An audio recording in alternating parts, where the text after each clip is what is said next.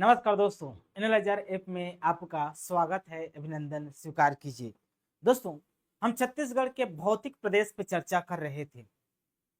छत्तीसगढ़ को दोस्तों कोई भी राज्य हो या कोई भी देश हो, उसके उच्चावच के आधार पर, संरचना के आधार पर, चट्टान की बनावट के आधार पर, समुद्र तल के ऊंचाई के आधार पर, अपवाह तंत्र के आधार पर उसे भौतिक प्रदेश में विभाजित किया जाता है। हमारे छत्तीसगढ़ को 4 भौतिक प्रदेश में विभाजित किया गया है। एक पूर्वी बघेलखंड का पठार, दूसरा जसपुर सामरी पाड़ प्रदेश, और तीसरा महानदी बेसिन, और चौथा दंडकारण्य का पठार। हम पूर्वी बघेलखंड के पठार और जसपुर सामरी पाड़ प्रदेश को हम पढ़ चुके हैं। आज हम महानदी बेसिन, जिसे महानदी का मैदान या छत्तीसगढ़ का मैदान या छत्तीसगढ़ का हृदय स्थल भी कहा जाता है, अब इस महानदी बेसिन या महानदी के मैदान को दोस्तों मैं डिवाइड करता हूं 2 भाग में। तो 2 भाग निकल के आते हैं। क्या क्या देखिए, एक भाग निकल के आते हैं आपका महानदी का मैदान, या इसी को बोला जाता है छत्तीसगढ़ का मैदान। छत्तीसगढ़ का मैदान निकल कर आता है। और दूसरा दोस्तों हम कल की क्लास में पढ़े थे, सीमांत उच्च भूमि निकल कर आता है। सीमांत उच्च भूमि निकल कर आता है। ठीक, मतलब मैं महानदी बेसिन को छत्तीसगढ़ के मैदान और सीमांत उच्च भूमि में क्लासिफाइड कर दिया। कल के क्लास में हम देख चुके हैं कि सीमांत उच्च भूमि क्या है। सीमांत मतलब सीमा के अंत में, चारों तरफ सीमा के अंत में जो उच्च भूमि है। उच्च भूमि पठार भी हो सकता है, पर्वत भी हो सकता है, पहाड़ी भी हो सकता है, या पर्वतों की श्रृंखला भी हो सकता है। तो किनारे किनारे सीमा के अंत में, इस महानदी बेसिन के सीमा के अंत में जो उच्च भूमि है उसी को सीमांत उच्च भूमि कहते हैं। जैसे इसको 4 भागों में बांटे थे, उत्तरी उच्च भूमि, पूर्वी उच्च भूमि, पश्चिमी उच्च भूमि, दक्षिणी उच्च भूमि। इसके बीच का जो हिस्सा है दोस्तों, कल के मैप में हम देखे थे, बीच का हिस्सा छत्तीसगढ़ का मैदान कहलाता है। जो खचवा वाला भाग रहता है ना, बीच का कटोरे के समान आकृति, बेसिन की आकृति दिखाई देता है, वही छत्तीसगढ़ का क्या है, मैदान है। अब इस छत्तीसगढ़ के मैदान को दोस्तों और अच्छे से डेप्थ में पढ़ने के लिए मैं बिलासपुर के मैदान में क्लासिफाइड किया था। बिलासपुर के मैदान में क्लासिफाइड किया इसको। बिलासपुर के मैदान के बाद इसे हसदेव मांड बेसिन में क्लासिफाइड किया। हसदेव मांड बेसिन में क्लासिफाइड किया। फिर दोस्तों मैं इसको पेंड्रा लोरमी का पठार में क्लासिफाइड किया। पेंड्रा लोरमी का पठार में मैं क्लासिफाइड इसको किया। पेंड्रा लोरमी का पठार के बाद दोस्तों मैं इसको क्लासिफाइड कर दूंगा दुर्ग रायपुर का मैदान। अब दुर्ग रायपुर का मैदान नदियों में विभाजित है। एक शिवनाथ का पार मैदान, शिवनाथ महानदी का दोआब क्षेत्र, और महानदी पार का संकरा मैदान। इन सभी बातों पे हम कल चर्चा कर चुके हैं। आज हम दोस्तों इसी छत्तीसगढ़ के मैदान को पढ़ेंगे। सीमांत उच्च भूमि के क्लास को हम कल डिस्कस करेंगे, सीमांत उच्च भूमि वाले क्लास को। आज हम छत्तीसगढ़ के मैदान पे चर्चा करेंगे। अब छत्तीसगढ़ के मैदान इतने भागों में, 4 भागों में क्लासिफाइड है। इसके उप विभाग, सब डिवीजन निकलकर आ जाएंगे। तो सबसे पहले हम पढ़ेंगे बिलासपुर का मैदान। क्या? तो बिलासपुर के मैदान पे हम चर्चा करेंगे। देखिए, अब आपसे पूछेगा कि भाई बिलासपुर का जो मैदान है, या इसी को बिलासपुर रायगढ़ का मैदान भी कहा जाता है, इसका पोजीशन पूछ सकता है आपको, स्थित कहां पर है ये बिलासपुर का मैदान। आपसे इसका स्थिति मतलब स्थित कहां पास है ये पूछा जा सकता है। ठीक, चलिए देखते हैं। स्थित कहां स्थित है पूछेगा आपसे, क्या बोलेंगे? महानदी बेसिन बेसिन के उत्तर में,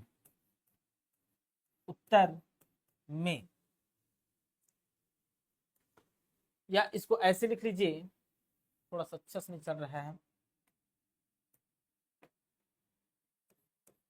हाँ, स्थित लिखिए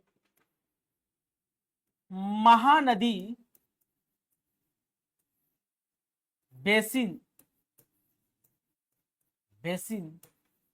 का उत्तरी भाग लिखिए, क्योंकि महानदी बेसिन का हिस्सा ही है। महानदी बेसिन का हिस्सा है आपका क्या, बिलासपुर का मैदान। तो महानदी बेसिन का जो उत्तरी हिस्सा है, उत्तरी भाग है, वही तो बिलासपुर का मैदान है, वही क्या है, बिलासपुर का मैदान है। तो प्रश्न उठता है कि भाई महानदी बेसिन का उत्तरी भाग बिलासपुर का मैदान है, तो इसका कोई विस्तार भी होगा। तो हाँ, विस्तार है इसका। कहां कहां इसका विस्तार देखने को मिलेगा, चलिए समझते हैं विस्तार। तो विस्तार, इसका विस्तार बिलासपुर में है, क्योंकि बिलासपुर नाम से ही है, तो बिलासपुर में इसका विस्तार देखने को मिलेगा। बिलासपुर से टूटकर मुंगेली अलग हुआ है, तो मुंगेली में भी इसका विस्तार देखने को मिलेगा, मुंगेली में, और जांजगीर चांपा में भी इसके विस्तार देखने को मिलेगा। ठीक, तो 3 जिलों में इसका विस्तार देखने को मिलता है जी। कितने जिलों में, 3 जिलों में, बिलासपुर, मुंगेली और जांजगीर चांपा में बिलासपुर के मैदान का विस्तार है। चलिए मैप के माध्यम से हम इसको समझने का प्रयास करते हैं। देखिए मैप के माध्यम से समझ रहे हैं इसे। देखिए मैं बिलासपुर के मैदान को दोस्तों ऐसे क्लासिफाइड करता हूं, ऐसे। पहले इसको मैं अलग कर देता हूं, ये रहा हमारा मैप। ये जो बीच का हिस्सा है, यही तो महानदी बेसिन है। यही बीच का हिस्सा क्या है दोस्तों, महानदी बेसिन है। तो कहां कहां इसका विस्तार देखने को मिलेगा, ये आपसे पूछा जा सकता है। तो चलिए समझते हैं।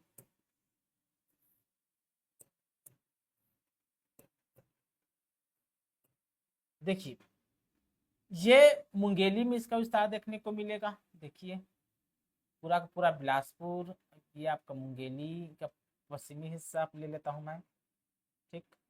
और ये आपका जांजगीर चांपा वाला का थोड़ा सा हिस्सा, ये यही आपका क्या है जी,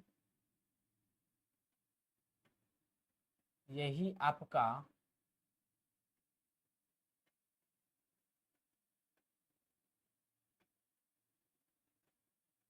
आपका बिलासपुर का मैदान है।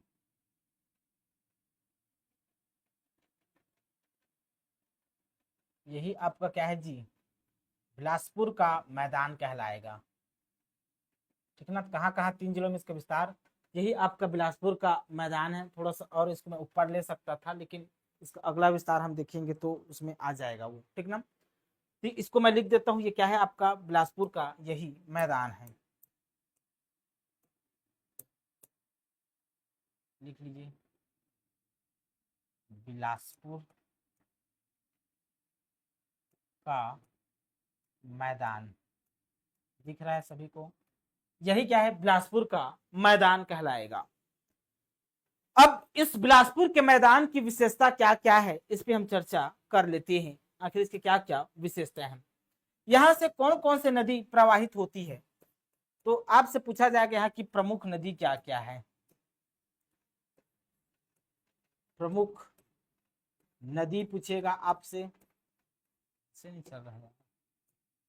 प्रमुख नदी आपसे पूछेगा यहाँ की प्रमुख नदी क्या है, तो अरपा नदी है प्रमुख। बिलासपुर की जीवन रेखा क्या, अरपा। आगर बोल सकते हैं, आगर नदी, अरपा नदी, आगर नदी, मनियारी नदी, मनियारी नदी, और लीलागर नदी, लीलागर नदी।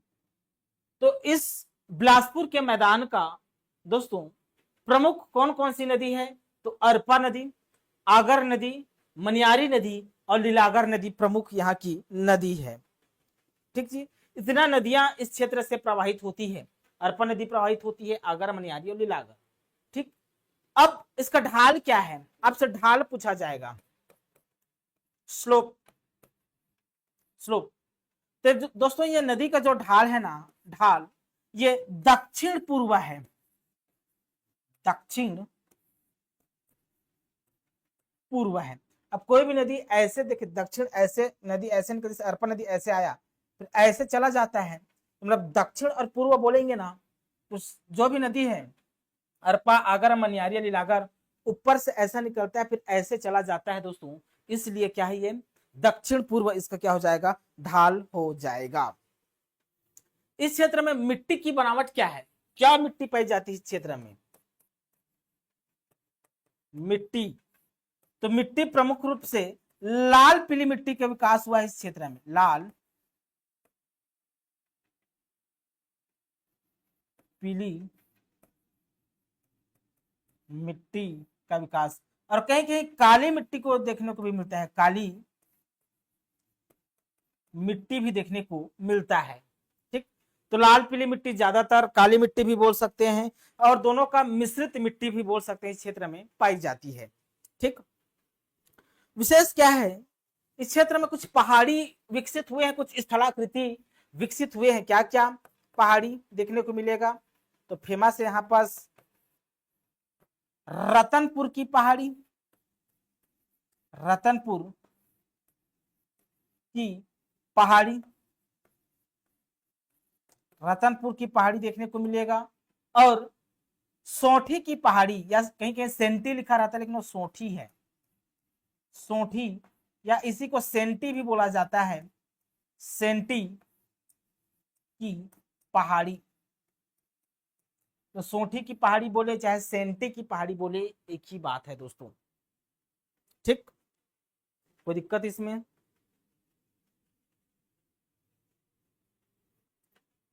ठीक, विशेष क्या है, एक और इसके बारे में लिखना, इसके बारे में क्या लिखना है, लोरमी व हसदेव बेसिन के मध्य, देखिए लोरमी, नहीं ये इंपॉर्टेंट, उसके बाद में देख लेंगे, इतना चीज बिलासपुर के मैदान के बारे में पता चल गया। अब बिलासपुर के मैदान कहां पर स्थित है, इसका लोकेशन को और अच्छे से हम समझ लेते हैं, ठीक ना, यहां समझ लेते हैं, ये है आपका बिलासपुर का मैदान, बिलासपुर का मैदान।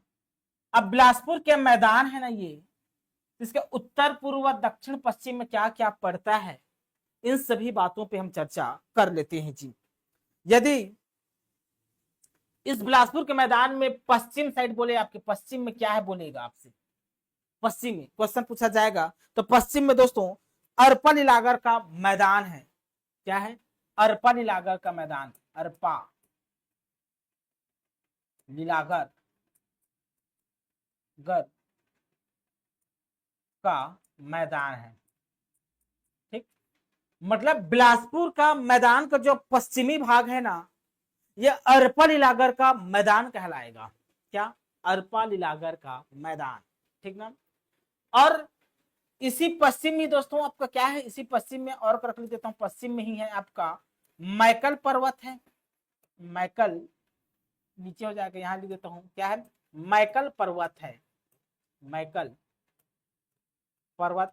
अब मैकल पर्वत पश्चिमी उच्च भूमि है ना, महानदी बेसिन का पश्चिमी उच्च भूमि क्या है, मैकल पर्वत है, तो ये बिलासपुर के मैदान के पश्चिम में पड़ता है, ये बात को नहीं भूलना है।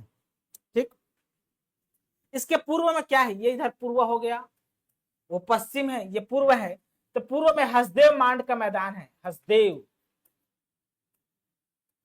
मांड का मैदान है, या बेसिन भी बोल सकते हैं, हसदेव मांड बेसिन, या हसदेव मांड का मैदान भी बोल सकते हैं। ठीक, हसदेव मांड का मैदान भी बोल सकते हैं। अब उत्तर और पश्चिम बोले मतलब इस दिशा में, एक क्या उत्तर है, उत्तर और पश्चिम दिशा होगा, तो यहाँ पर पेंड्रा लोरमी का पठार है जी, यहीं पर पेंड्रा, पेंड्रा लोरमी का पठार है। तो बिलासपुर के मैदान के उत्तर पश्चिम दिशा में पेंड्रा लोरमी का पठार विकसित हुआ है। पेंड्रा लोरमी का पठार विकसित हुआ है, ये बात को आपको नहीं भूलना है। उत्तर पूर्व, उत्तर और पूर्व मतलब क्या उत्तर पूर्व दिशा हुआ। यहां पर दोस्तों हसदेव बेसिन है। क्या? हसदेव, कोरबा वाला क्षेत्र हसदेव बेसिन है। क्या बोल सकते हैं? हसदेव बेसिन बोल सकते हैं उत्तर पूर्व में। या दोस्तों छुरी उदयपुर की पहाड़ी भी बोल सकते हैं। तो यहां पर इसके अलावा छुरी उदयपुर की पहाड़ी है। छुरी उदयपुर की पहाड़ी है। ये रहा बिलासपुर का मैदान कंप्लीट होता है। ये लोकेशन आपको याद होना चाहिए। बीच में मान लो बिलासपुर का मैदान है, इसका विस्तार कहां कहां है तो हम देख चुके हैं। मुंगेली में इसका विस्तार देखने को मिलता है, ठीक ना। बिलासपुर में इसका विस्तार देखने को मिलता है और जांजगीर चांपा में इसका विस्तार देखने को मिलता है, ठीक ना। इसका जो पश्चिमी हिस्सा है ये अरपा लीलागढ़ का मैदान कहलाएगा और मैकल पर्वत श्रेणी भी इसके पश्चिम में पड़ेगा। बिलासपुर के मैदान के दोस्तों पूर्व में हसदेव मांड का क्या है दोस्तों? मैदान है जी। हसदेव मांड का मैदान है, ठीक ना। हसदेव मांड का मैदान, ठीक। और उत्तर पूर्व की बात करें, उत्तर पूर्व में क्या है बोलेगा तो दोस्तों हसदेव बेसिन है या इसी को छुरी उदयपुर की पहाड़ी, ठीक है। हसदेव बेसिन भी है और छुरी उदयपुर की पहाड़ी भी इस बिलासपुर के मैदान के दोस्तों उत्तर पूर्व में स्थित है। यदि उत्तर में पूछे इसके उत्तर में क्या है तो उत्तर में हसदेव रामपुर बेसिन है। हसदेव रामपुर बेसिन है, रामपुर बेसिन है। हसदेव रामपुर बेसिन है इस बिलासपुर के मैदान के उत्तर में। यदि आपको दोस्तों इसके दक्षिण में पूछे कि इसका दक्षिण में क्या है जी तो आप क्या बोलेंगे? इसके दक्षिण में, इधर इसके दक्षिण में तो बिलासपुर के मैदान के दक्षिण में महानदी शिवनाथ दोआब है। महानदी शिवनाथ क्या है? दोआब है। ये स्थिति बिलासपुर के मैदान के चारों तरफ क्या क्या है ये बात आपको याद होना चाहिए, ठीक ना। इसको स्क्रीनशॉट ले लीजिए, ये बात आपको समझ में आना चाहिए जी, ठीक ना। ये रहा दोस्तों बिलासपुर का मैदान, अपने आप में बहुत ही सरल टॉपिक है, लोकेशन याद हो गया होगा। अब हम बात करते हैं हसदेव मांड बेसिन की। देखिए हसदेव मांड बेसिन की बात करते हैं हम। दूसरा हसदेव मांड बेसिन। अब इसका भी आपको स्थिति पूछा जा सकता है, कहां स्थित है ये? स्थित कहां पर है तो स्थिति पूछेगा दोस्तों तो महानदी बेसिन की, महानदी बेसिन, महानदी बेसिन के उत्तरी पूर्वी हिस्सा, उत्तरी पूर्वी भाग है, ये भाग है। अब महानदी बेसिन का जो उत्तर और पूर्वी वाला जो हिस्सा है ना वही तो क्या कहलाएगा? आपका हसदेव मांड बेसिन कहलाएगा। अब ये हसदेव मांड बेसिन का विस्तार कहां कहां देखने को मिलता है इस पर हम चर्चा कर लेते हैं, ठीक ना। तो विस्तार कहां कहां है इसका? विस्तार तो इसका विस्तार सबसे ज्यादा विस्तार इसका कोरबा में देखने को मिलेगा। कहां? तो कोरबा में नहीं भूलना है। सबसे ज्यादा हसदेव मांड बेसिन का विस्तार सबसे ज्यादा कोरबा में है जी।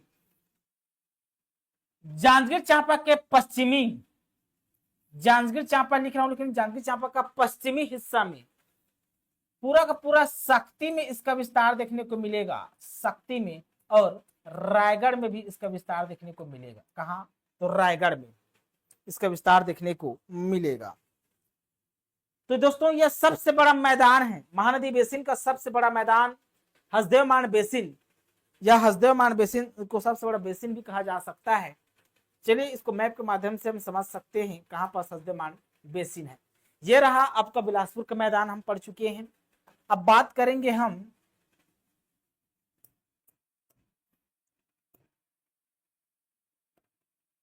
चलिए ये पूरा पूरा मैंने कोरबा को लिया यहाँ से, पूरा ये कोरबा वाला क्षेत्र का, कोरबा का ऊपर वाला भाग मैं छोड़ दूंगा, ठीक ना। अब ये जांजगीर चांपा का ये थोड़ा सा हिस्सा मैं ले लिया, ये वाला जांजगीर चांपा का, जांजगीर चांपा और कोरबा वाला को मैं ले लिया इधर, ठीक। ये वाला हिस्सा इधर रायगढ़ जाएगा, रायगढ़ को रायगढ़ तो उच्च भूमि है जी, थोड़ा सा ऊपर को कट करूंगा मैं, थोड़ा सा उच्च भूमि में आ जाएगा, ऐसे लूंगा इसको, ऐसे करूंगा, क्योंकि उच्च भूमि में आएगा ना। ठीक ठीक ठीक, ये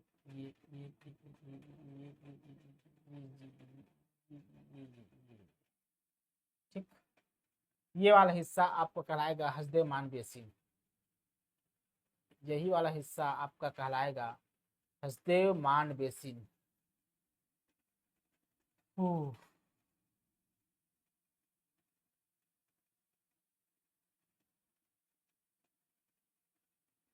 ठीक, तो पूरा पूरा रायगढ़ के उत्तरी हिस्सा को छोड़ देना है, क्योंकि रायगढ़ के उत्तरी हिस्से में सीमांत उच्च भूमि है, मतलब उत्तरी उच्च भूमि।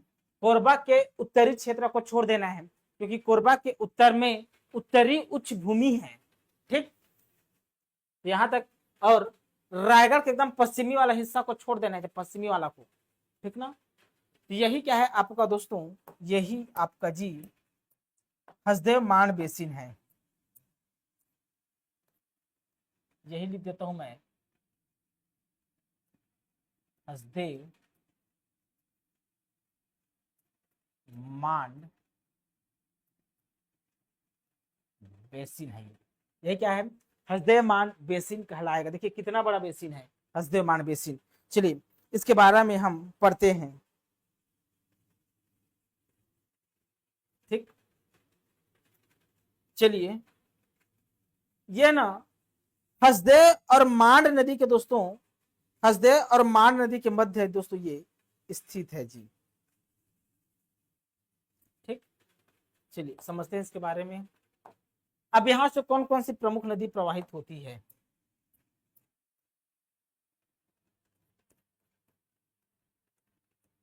प्रमुख नदी क्या है यहाँ की, प्रमुख नदी आपसे पूछेगा, चलिए प्रमुख नदी बताइए, तो आप क्या बताएंगे। तो हसदेव प्रमुख नदी है यहाँ की, सबसे बड़े हसदेव। तो मांड नदी प्रमुख है यहाँ की, मांड नदी। फिर आपका केलो नदी यहाँ की प्रमुख है, केलो नदी। इस हसदेव मांड बेसिन में की प्रमुख नदी क्या है, तो हसदेव प्रमुख नदी है, मांड प्रमुख नदी है, और केलो प्रमुख नदी है यहाँ की, ठीक, याद रखना है। अब इसमें ना कुछ बेसिन का विकास हुआ है, हालांकि हसदेव मांड बेसिन है, लेकिन इसके अंतर्गत दो बेसिन का और विकास होता है इसके अंतर्गत। तो लिखिए प्रमुख बेसिन, क्या बेसिन, इसके अंतर्गत दोस्तों बेसिन का क्या हुआ है, विकास हुआ है। तो क्या क्या बेसिन का विकास हुआ है, एक कोरबा बेसिन का विकास हुआ है, एक कोरबा बेसिन का विकास हुआ है, जिसके अंतर्गत कोरबा बेसिन। आपसे प्रश्न पूछेगा कोरबा बेसिन किस उप विभाग का हिस्सा है, तो कोरबा बेसिन हसदेव मान बेसिन का हिस्सा है, क्या हसदेव मान बेसिन का हिस्सा है। हसदेव नदी द्वारा निर्मित इस बेसिन, कोरबा बेसिन के बारे में लिखिए, हसदेव नदी द्वारा, हसदेव नदी द्वारा निर्मित इस बेसिन का विस्तार, ठीक। अब कोरबा बेसिन है तो इसका विस्तार कोरबा में होगा, लेकिन कोरबा का ना कुछ तहसील होगा ना जी, है ना। तो पहली बात तो याद रखना भैया, कोरबा बेसिन का निर्माण किस नदी से हुआ है, किस नदी से निर्मित है, तो हसदेव नदी से निर्मित है ना। हसदेव नदी से निर्मित है। इस बेसिन का विस्तार कहाँ कहाँ है? तो इस नदी का विस्तार कटघोरा और कोरबा तहसील में है। कोरबा तहसील में है, अर्थात जो कोरबा जिला है वो कोरबा बेसिन में स्थित है। कोरबा जिला कोरबा बेसिन में स्थित है, ये बात को नहीं भूलना है, ठीक ना। अब इस बेसिन की औसत ऊंचाई क्या है? बेसिन की औसत ऊंचाई पूछेगा, एवरेज एलिवेशन, औसत ऊंचाई आपसे पूछा जाएगा। तो औसत ऊंचाई अगर आपसे पूछे तो जब भी औसत ऊंचाई की बात करूं तो समुद्र तल से ऊंचाई का मेजरमेंट किया जाता है। तो समुद्र तल से इस कोरबा बेसिन का ऊंचाई 250 मीटर से 300 मीटर है जी।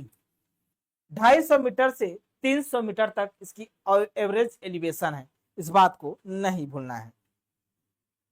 अब इसी हसदेव मांड बेसिन में एक दूसरा बेसिन का भी विकास हुआ है। एक तो कोरबा बेसिन का विकास हुआ है, दूसरा रायगढ़ बेसिन का भी विकास हुआ है। क्या? रायगढ़ बेसिन का। तो यहां से आपसे क्या क्या प्रश्न बन सकता है, देखिए। कोरबा बेसिन किसका हिस्सा है? तो हसदेव मांड बेसिन का हिस्सा है।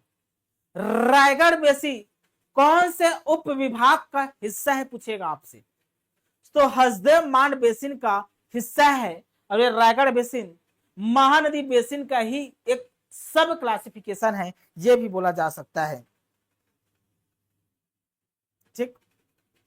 यह बेसिन किस नदी से निर्मित है? रायगढ़ बेसिन, तो लिखिए मांड और केलो, मांड और केलो। भाई इस क्षेत्र में जो भी बेसिन का विकास होगा या तो वो हसदेव से होगा या मांड नदी से होगा या केलो नदी से होगा। 3 नदियों से मिलकर इस क्षेत्र में बेसिन विकसित होगा। तो जो कोरबा बेसिन है तो हसदेव नदी से हो गया। जो रायगढ़ बेसिन है, ये रायगढ़ बेसिन किससे निर्मित होगा? तो मांड और केलो नदी से निर्मित होगा।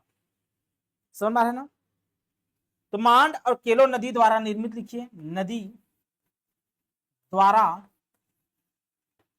निर्मित यह बेसिन। अब रायगढ़ बेसिन कहाँ है? तो यह बेसिन रायगढ़ में स्थित है जी। रायगढ़ में स्थित है। कहाँ स्थित है? तो रायगढ़ में स्थित है। नाम से स्पष्ट है, रायगढ़ बेसिन मतलब रायगढ़ में स्थित है। कोई दिक्कत इसमें?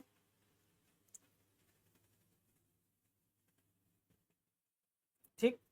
औसत ऊंचाई पूछेगा इस बेसिन के, एवरेज एलिवेशन। रायगढ़ बेसिन की औसत ऊंचाई आपसे पूछा जा सकता है। क्या? औसत ऊंचाई। औसत ऊंचाई लिखना है 300 मीटर। रायगढ़ बेसिन का औसत ऊंचाई, एवरेज एलिवेशन कितना है जी? तो 300 मीटर है। इस बात को आपको नहीं भूलना है, ठीक।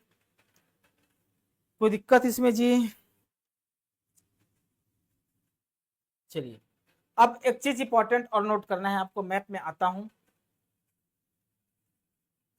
ये हसदेव मांड बेसिन है ना, अब ऊपर में इसके उत्तर में क्या है? छुरी उदयपुर की पहाड़ी, तो यहीं पास ना, ऐसे छोटा छोटा ना, ऐसे छोटे छोटे पर्वतों की श्रृंखला है। देख रहे हैं यहाँ पास पर्वतों की श्रृंखला है इसी हसदेव मांड बेसिन के उत्तरी हिस्सा में। और ऊपर में क्या है? छुरी उदयपुर की पहाड़ी है। तो छुरी उदयपुर की पहाड़ी और हसदेव मांड बेसिन की जो बीच है ना, वहां पास एक पर्वतों की श्रृंखला है। इसी पर्वतों की श्रृंखला को चंवर ढाल की पहाड़ी कहा जाता है। क्या? चंवर ढाल की पहाड़ी। और इस चंवर ढाल की पहाड़ी का एक और अन्य नाम है। अन्य नाम क्या है? तो कुम्हार पहाड़ कहा जाता है। तो कुम्हार पहाड़ कोई और नहीं, चंवर ढाल की पहाड़ी को ही कुम्हार पहाड़ कहा जाता है। तो कहां पर स्थित है? तो हसदेव मांड बेसिन के उत्तरी भाग में छुरी उदयपुर की पहाड़ी के बीच में दोस्तों ये आपका क्या लगा हुआ है, आपका चंवरा ढाल की पहाड़ी लगा हुआ है। अब एक चंवरा ढाल की पहाड़ी है ना, ये छोटे छोटे पर्वतों की श्रृंखला है जी, छोटे छोटे पहाड़ियों का एक समूह है, ग्रुप है। देखिए छोटा छोटा पहाड़ी दिख रहा है, छोटा छोटा पहाड़ी, तो छोटा छोटा पहाड़ी के एक ग्रुप है ना, ग्रुप समूह, इसी को चंवरा ढाल कहा गया है। क्या? चंवरा ढाल। समझ में आ रहा है ना? कोई दिक्कत है इसमें? अब देखिए इधर ज्यादा चौड़ा दिखे, वैसे तो मैप पे मत जाइए। जब हम इस हसदेव मांड के मैदान की बात करें, बेसिन की बात करें, हम पश्चिम से पूर्व की ओर जाते हैं। पश्चिम से मैं कहा गया पूर्व की ओर, तो ये जो बेसिन ऐसे संकरा होते जाता है, संकरा, इसमें मैप पे मत जाइएगा, ऐसे संकरा होते जाता है। तो एक और फैक्ट लिख लेना है यहाँ पर। क्या फैक्ट लिखना है आपको? यहाँ पर लिख देता हूं एक फैक्ट इंपॉर्टेंट।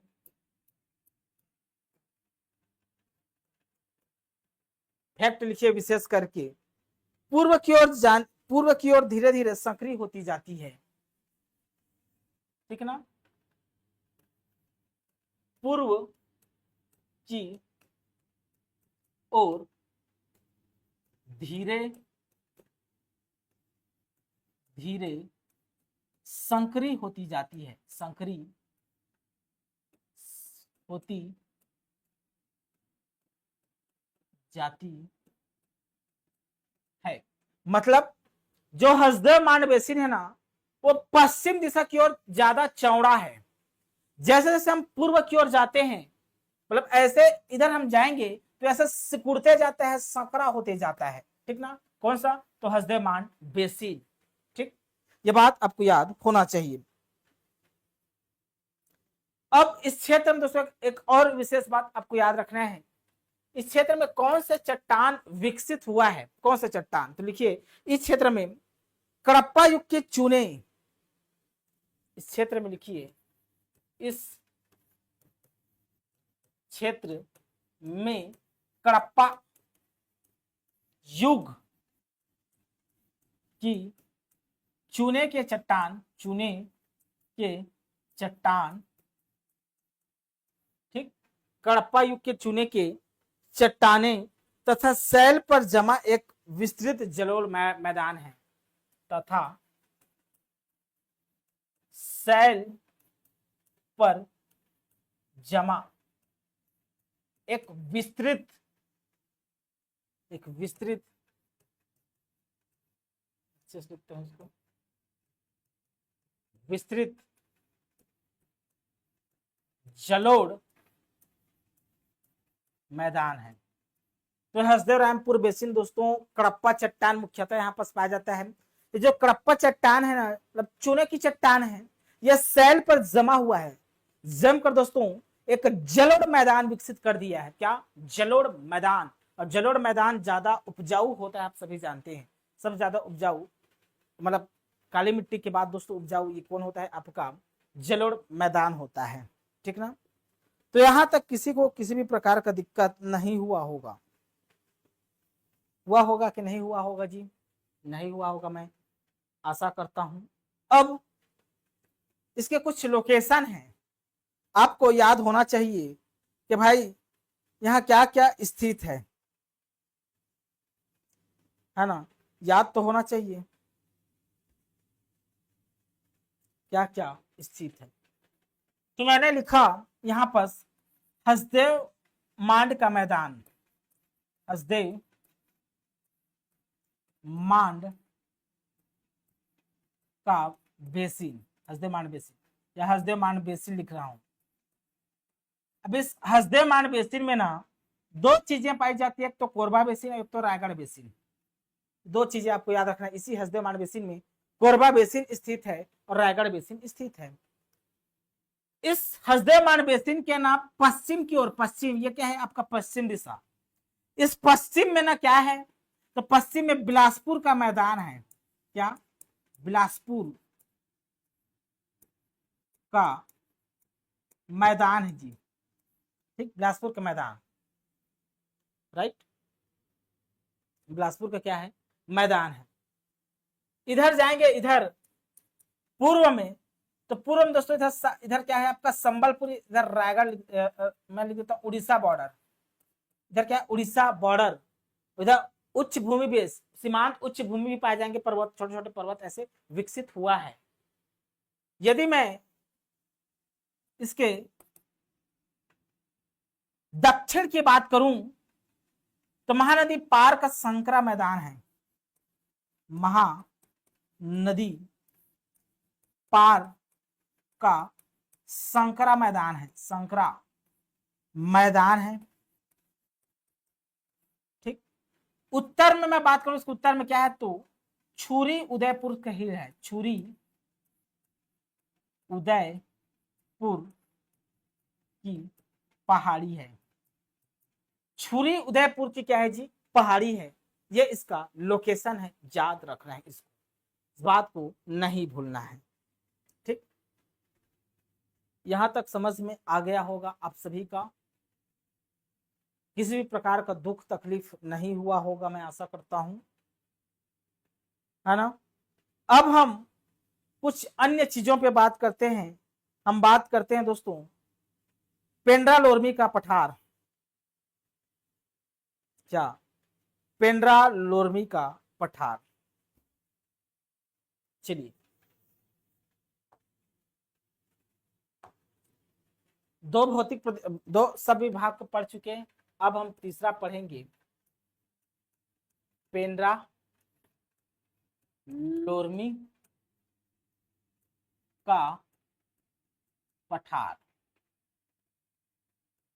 ये पेंड्रा लोरमी का जो पठार है ना, ये स्थित कहां पास है जी, स्थित, जब भी स्थित पूछे तो आपको कंपेयर करना है महानदी बेसिन, तो महानदी बेसिन का उत्तरी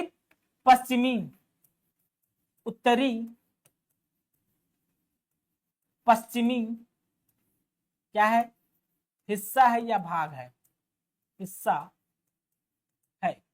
ठीक, उत्तरी पश्चिमी हिस्सा है, तो इसका कुछ विस्तार भी होगा, कहां कहां इसका विस्तार होगा, तो इसका सबसे ज्यादा विस्तार जीपीएम में है जी, गोरेला पेंड्रा मरवाही, मुंगेली में भी कुछ इसका विस्तार देखने को मिलेगा, मुंगेली में, और कोरबा के पाली क्षेत्र में भी इसका विस्तार देखने को मिलेगा, कोरबा के पाली क्षेत्र में भी इसका विस्तार देखने को मिलेगा। तो तीन जगह, कोरबा के पाली तहसील को याद रखना है, गोरेला पेंड्रा मरवाही कंप्लीट, मरवाही को छोड़ के गोरेला पेंड्रा को याद रखना है, मरवाही को नहीं इसमें काउंट नहीं करना है, क्योंकि मरवाही पूर्वी बघेलखंड के पठार में आता है, और ठीक ना, और मुंगेली। चलिए मैप के माध्यम से देखते हैं कहां पर पेंड्रा लोरमी का पठार विकसित हुआ है। चलिए मैं लेता हूं ये कलर, देखिए ये आपका पाली वाला क्षेत्र को ले लेना है, ये आपका मैं पाली वाला क्षेत्र लिया ऐसे करके, ठीक, अब ये उधर मैं मरवाही को छोड़ दिया, अब मुंगेली का थोड़ा सा हिस्सा में ले लिया, मुंगेली का मैं थोड़ा सा हिस्सा ले लिया, ठीक, इधर थोड़ा सा हिस्सा मुंगेली का लूंगा ना जी। ये क्या है आपका, इधर पश्चिमी को, इधर वाला सीमांत उच्च भूमि को छोड़ना है जी, ऐसे सीमांत उच्च भूमि को छोड़ना पड़ेगा ना, ठीक है, इधर सीमांत उच्च भूमि को छोड़ना पड़ेगा, ठीक, ये वाला, ये आपका पेंड्रा लोरमी का पठार है, यही आपका पेंड्रा लोरमी का पठार है। मैकल श्रेणी का हिस्सा भी बोल सकते हैं इसको, अगर मैदान का हिस्सा नहीं मानेंगे इसको तो मैकल श्रेणी का हिस्सा भी बोल सकते हैं।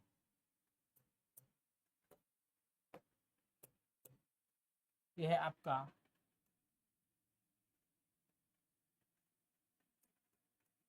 पेंड्रा लोरमी, पेंड्रा लोरमी का पठार, वहीं पर पेंड्रा लोरमी है, लोकेशन आपको पता चल गया होगा कि पेंड्रा लोरमी कहाँ स्थित है।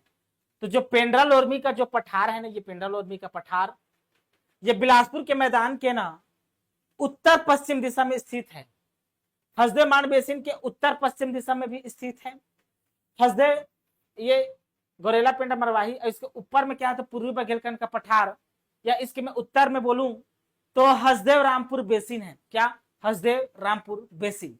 ठीक, चलिए इसके बारे में पढ़ते हैं हम, पेंड्रा लोरमी के पठार के बारे में। ठीक, इतना समझ में आ गया।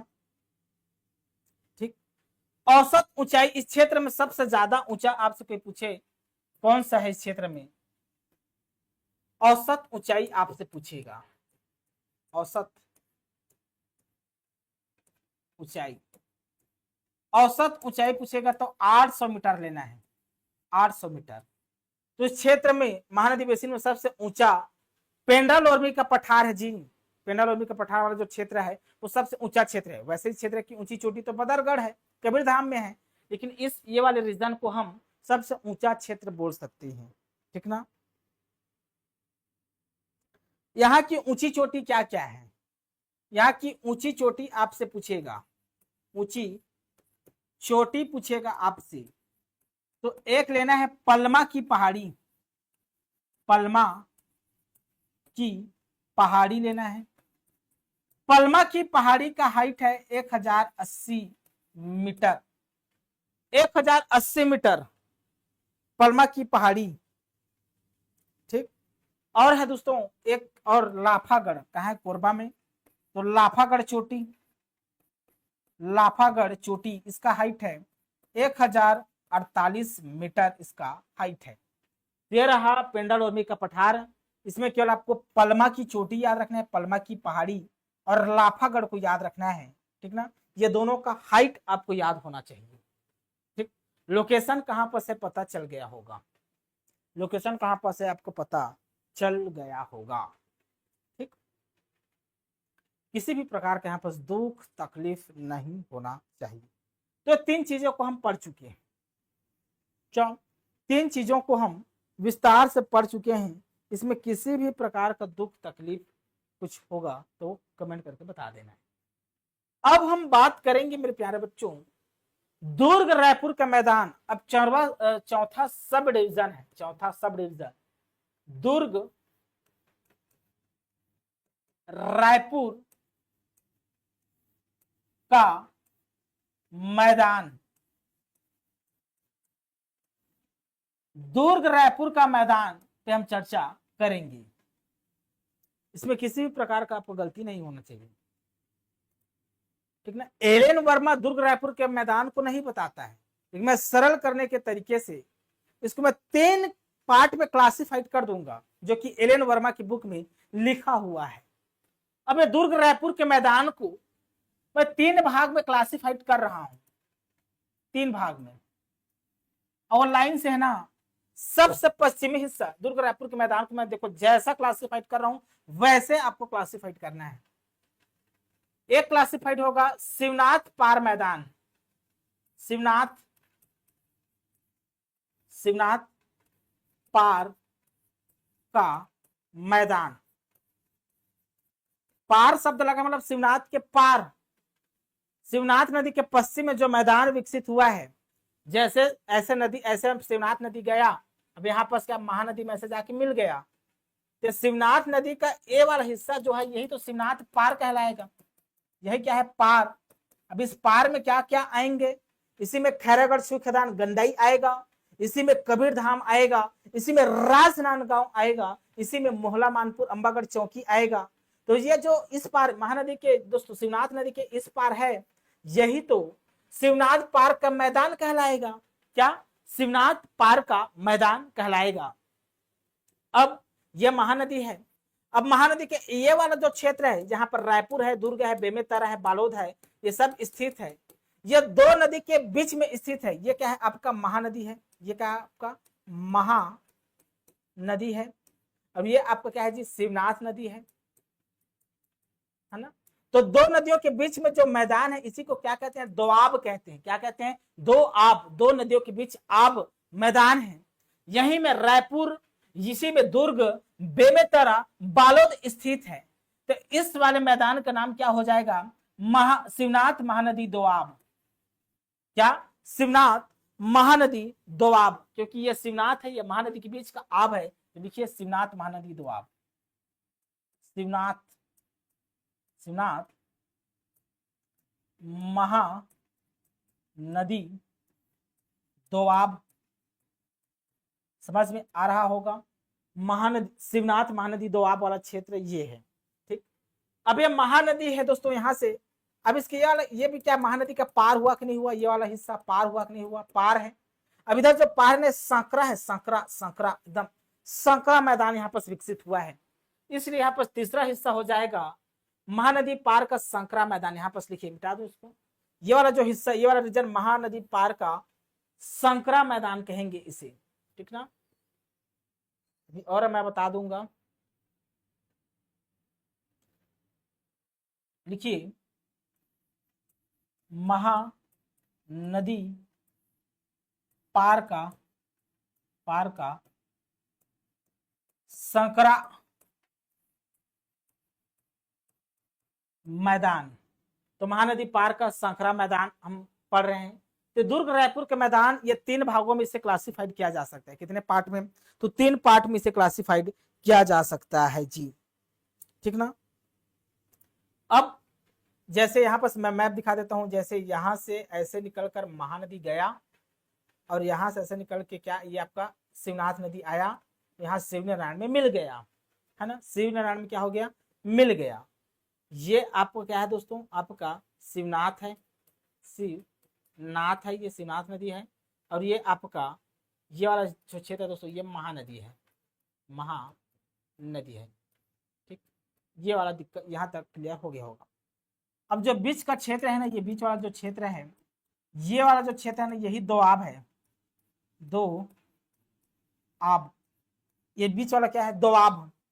अब इस क्या दोआब बोलेंगे, क्योंकि ये शिवनाथ और महानदी के बीच में आब का निर्माण हो रहा है, इसलिए महानदी, शिवनाथ महानदी दोआब बोलेंगे। अब शिवनाथ नदी के इस पार को दोस्तों पार बोलेंगे, क्या, पार। इस पार को हम क्या बोलेंगे, पार बोलेंगे, पार। किसका पार, शिवनाथ पार का मैदान होगा। अब ये महानदी के दोस्तों इस पार छोटा छोटा संकरा सा है, अभी यहाँ से छत्तीसगढ़ तो समाप्ति हो जाता है, ये वाला जो है ना, ये ना पार का संकरा मैदान है, पार मतलब किसका, तो महानदी पार का संकरा मैदान है जी, संकरा मैदान है, महानदी पार का संकरा मैदान है। यह समझ में आ गया होगा, ठीक। चलिए हम एक एक चीज को दोस्तों विस्तार में हम डिस्कस करते हैं। पहले हम पढ़ेंगे शिवनाथ पार का मैदान। पहले हम शिवनाथ पार का मैदान को पढ़ लेते हैं।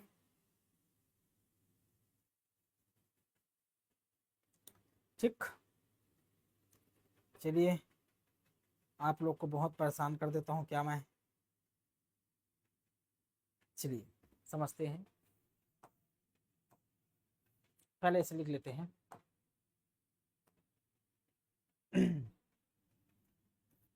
पश्चिम से पूर्व की ओर पढ़ते जाएंगे, तो लिखिए शिवनाथ, शिवनाथ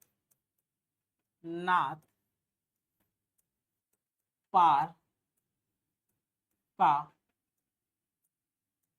मैदान, शिवनाथ पार का मैदान, ठीक। अब यहां स्थिति पूछेगा, ठीक, स्थिति पूछेगी इसका, शिवनाथ पार का मैदान कहाँ है, आपसे पूछेगा स्थिति, स्थिति पूछेगा तो लिखिए इसके बारे में, यह मैदान, यह मैदान क्या, यह मैदान कौन सा मैदान, तो शिवनाथ पार का मैदान शिवनाथ नदी, शिवनाथ नदी के पश्चिम में स्थित है जी, पश्चिम में स्थित है, ठीक ना। तो शिवनाथ पार का मैदान शिवनाथ नदी के पश्चिम में स्थित है, इस बात को नहीं भूलना है। इधर स्थित है तो पश्चिम में स्थित है, ये याद होना चाहिए, ठीक है।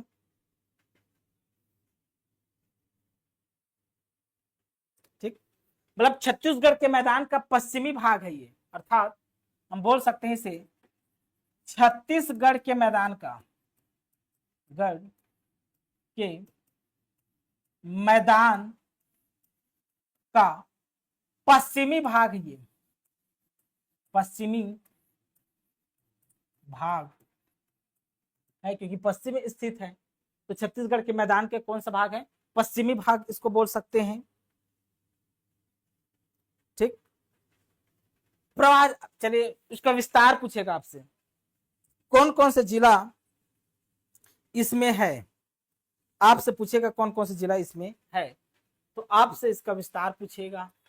चलिए विस्तार बता दीजिए, पूछेगा तो विस्तार में याद रखना है, कबीर धाम को भी नहीं भूलना है, कबीर धाम का दक्षिणी हिस्सा, ठीक, कबीर धाम का दक्षिणी हिस्सा, खैरागढ़ का पश्चिमी हिस्सा, नहीं पूर्वी हिस्सा, खैरागढ़, राजनांदगांव, राजनांदगांव को नहीं भूलना है, तो खैरागढ़ राजनांदगांव बोल सकते हैं। और क्या बोल सकते हैं, राजनांदगांव, बेमेतरा और दुर्ग का नाम पश्चिमी हिस्सा, तो पश्चिमी लिख देता हूं मैं, पश्चिमी, पश्चिमी बेमेतरा, बेमेतरा, और पश्चिमी दुर्ग, पश्चिमी दुर्ग, ठीक, तो दुर्ग का पश्चिम के हिस्सा में इसका विस्तार है।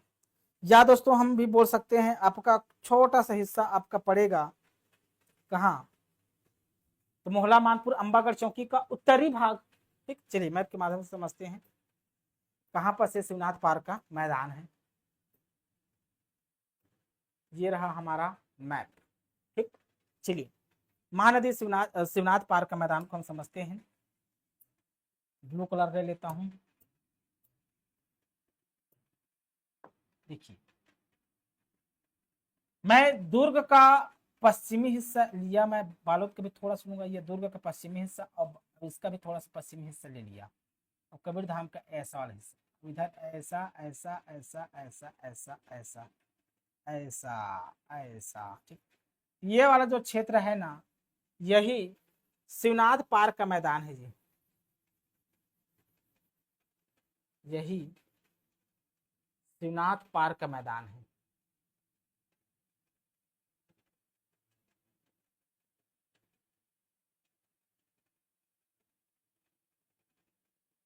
ठीक, यही आपका दोस्तों आपका बोल सकते हैं, बाकी रहा तो इधर सीमांत उच्च भूमि पड़ेगा ना। ठीक, ठीक, तो यहाँ लिख देता हूं मैं,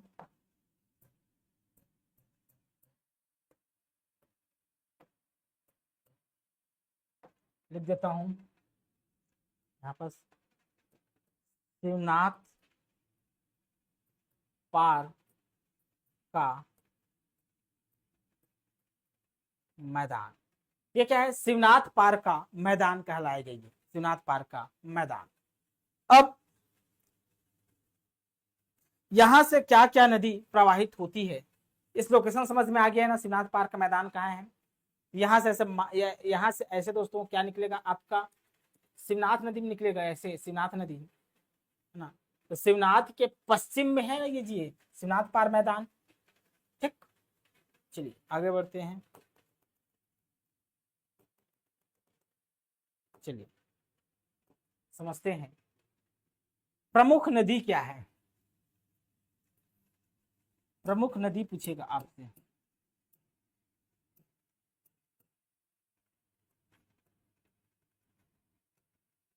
प्रमुख नदी पूछेगा आपसे, तो यहां पर जो नदी है ना वो मैकल श्रेणी से निकलती है जी, मैकल श्रेणी से निकलकर मैकल श्रेणी से निकलकर क्या क्या नदी निकलती है इस क्षेत्र में, कौन कौन सी नदी प्रवाहित होती है इस शिवनाथ पार्क के मैदान पे, लिखिए आमनेर, सुरही, कर्रा, हाफ, तो आमनेर नदी, आमनेर नदी, सुरही नदी,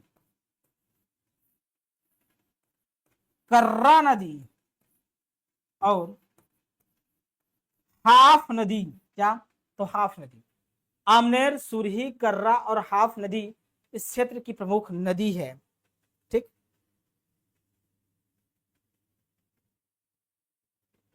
ठीक।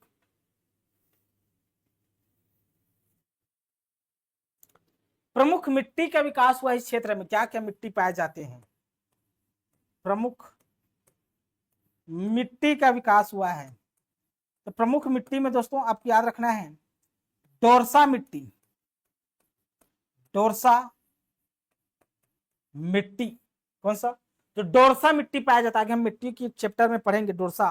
और मटासी मिट्टी भी इस क्षेत्र में पाए जाते हैं, क्या, मटासी, लाल पीली मिट्टी जी, तो मटासी, लाल पीली मिट्टी को भी मटासी कहते हैं, तो मटासी मिट्टी, डोरसा मिट्टी पाए जाते हैं, बलुई मिट्टी, ये सब मिट्टियों के दोस्तों से इधर निर्माण हुआ है। ठीक ना, तो ये है आपका श्रीनाथ पार्क का मैदान।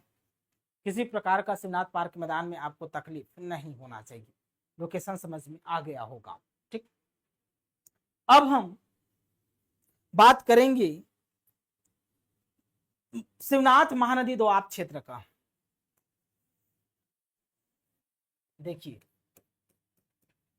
शिवनाथ महानदी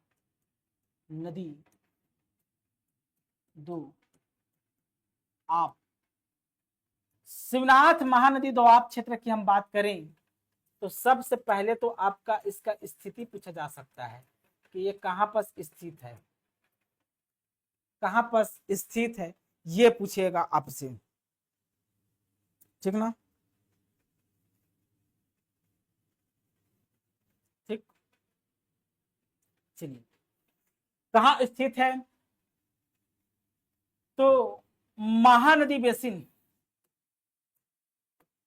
स्थित पूछेगा, तो महानदी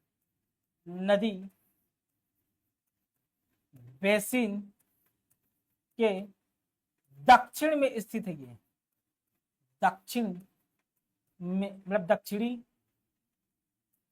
दक्षिणी भाग है जी। ठीक, तो महानदी बेसिन के दक्षिणी भाग को ही शिवनाथ महानदी दोआब कहा जाता है। अगला, यह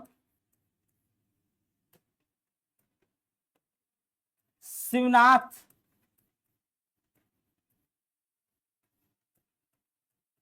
और महानदी के मध्य स्थित है, क्या, मध्य स्थित है।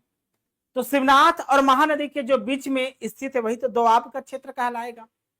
विस्तार पूछेगा आपसे, इसका विस्तार कहां कहां है, तो आंख बंद करके दोस्तों क्या ले लेना है, दुर्ग और रायपुर संभाग को ले लेना है। विस्तार,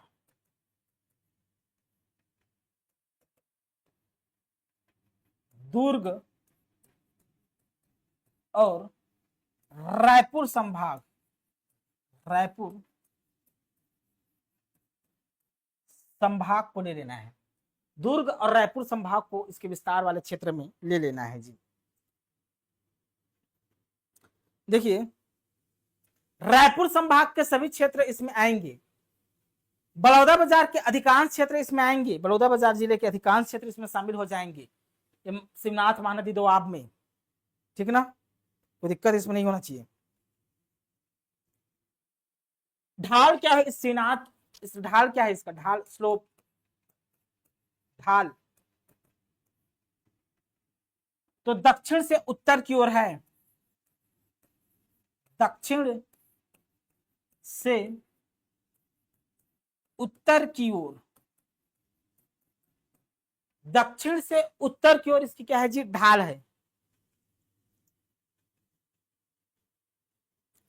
जैसे कोई नदी यहां से दक्षिण से ऐसे उत्तर जा रहा है ना, तो दक्षिण, दक्षिण, ये दक्षिण है, दक्षिण से उत्तर, तो दक्षिण से उत्तर की ओर इसका क्या है, ढाल बोलेंगे। ठीक है जी, तो दिक्कत इसमें, प्रमुख नदी पूछेगा आपसे, प्रमुख नदी तो शिवनाथ है, शिवनाथ। खारून नदी है, खारून नदी है, और महानदी को भी ले लेना है, महानदी। ये तीनों नदी ना इस क्षेत्र में समानांतर प्रवाहित होती है, जैसे इधर से ऐसा, इधर से क्या शिवनाथ, इधर से खारून, और इधर से क्या महानदी, जाओ महानदी। तो तीनों देखिए क्या तीनों समानांतर प्रवाहित हो रहे हैं ना। तो इस क्षेत्र में तीन नदियां एक साथ समानांतर प्रवाहित होती है, ठीक ना। लिख लीजिए, यहाँ की नदियां लंबवत प्रवाहित होती है या समानांतर, ठीक। लिखिए ये तीनों नदियां, लिखिए यहाँ मतलब यही तीनों नदियां मतलब यहाँ की नदियां, नदियां लंबवत, लंबवत प्रवाहित, प्रवाहित होती है। मतलब यहाँ की जो नदियां है ना वो लंबवत प्रवाहित होती है, ये बात को नहीं भूलना है, ठीक। आगे जाके अर्धचंद्राकार रूप ले लेती है, अर्धचंद्राकार होकर दोस्तों ये महानदी में समाहित हो जाती है जी, ठीक ठीक। तो तीन नदियां यहाँ लंबवत प्रवाहित होती है। खास बात क्या है यहाँ की, और चले विस्तार, खास बात इसका क्या है यहाँ पे देखिए, कौन से शैल समूह पाए जाएंगे यहाँ पर, शैल समूह, शैल समूह का विकास हुआ है। कौन से शैल समूह का विकास हुआ है, तो कडप्पा समूह का, कडप्पा पढ़ चुके हैं। कौन से चट्टान पाए जाते हैं, तो कडप्पा चट्टान पाए जाते हैं। मिट्टी तो वही लाल पीली मिट्टी, रेतीली मिट्टी, काली मिट्टी, मिट्टी तो लाल पीली, पीली, काली मिट्टी भी बोल सकते हैं, और रेतीली भी बोल सकते हैं, रेतीली, ठीक। तो तीन प्रमुख मिट्टी है इस क्षेत्र की। खनिज कौन सा पाया जाएगा, तो चूना पत्थर पाया जाएगा इस क्षेत्र में, आप सभी जानते हैं, ठीक ना। चलिए लोकेशन देख लेते हैं मैप के माध्यम से, कहाँ आपका क्षेत्र है, देख लेते हैं। ग्रीन कर देता हूं इसे,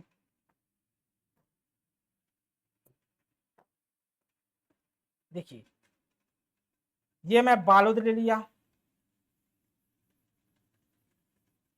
ये मैं पूरा दुर्ग ले लिया, बेमेतरा का पूरा भाग ले लिया। ये वाला जो क्षेत्र है बलौदा बाजार का अधिकांश क्षेत्र इसमें आ जाएगा।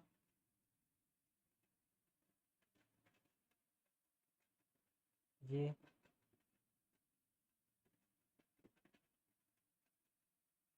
यही तो आपका कहलाएगा जी।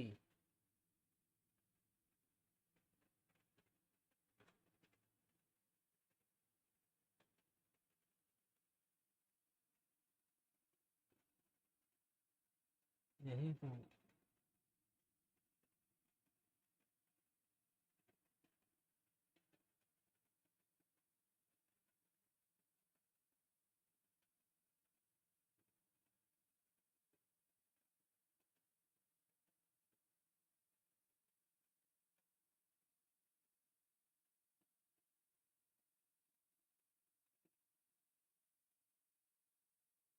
यही देखिए क्या है, यही आपका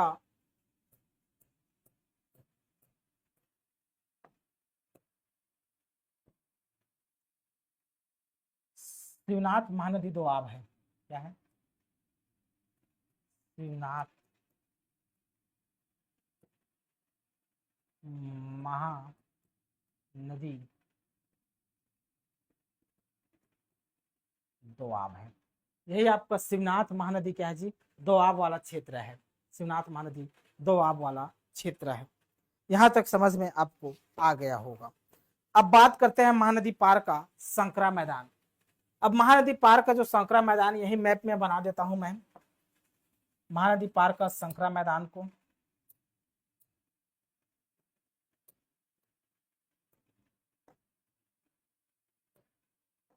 देखिए ये वाला जो क्षेत्र है ना, देखिए यही सांकरा दिख रहा है ना जी, सांकरा देखिए, तो सांकरा सांकरा नहीं दिख रहा है जी, ये दे, तो महानदी के पार में है, इस पार महानदी की।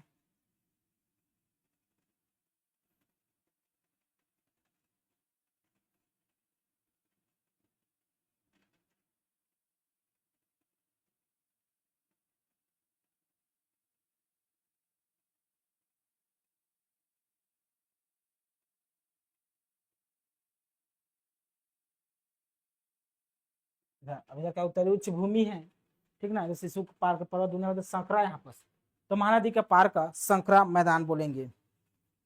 ठीक ठीक, चलिए चलिए अब इसके बारे में पढ़ते हैं, फिर आज का हमारा जो सेशन है ये कंप्लीट हो जाएगा।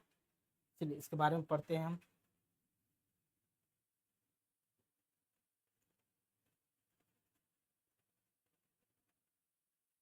चलिए लिखिए,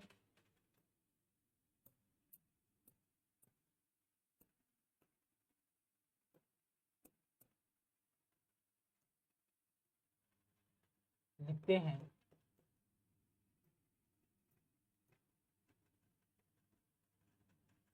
महानदी पार का संकरा मैदान। महानदी पार का हम सांकरा मैदान को पढ़ते हैं, तो आपसे स्थित पूछेगा कहाँ स्थित है, ये पहली बात तो आपको स्थित पूछेगा, तो भाई ये महानदी पार का सांकरा मैदान कहाँ स्थित है पूछेगा, तो आंसर लगना है महानदी के पूर्व में स्थित एक संकरी पेटी है। क्या? महानदी के पूर्व में स्थित एक संकरी पेटी है। क्या जी? एक संकरी पेटी है। ठीक, तो महानदी के पूर्व में स्थित एक संकरी पेटी है आपका ये। ठीक है,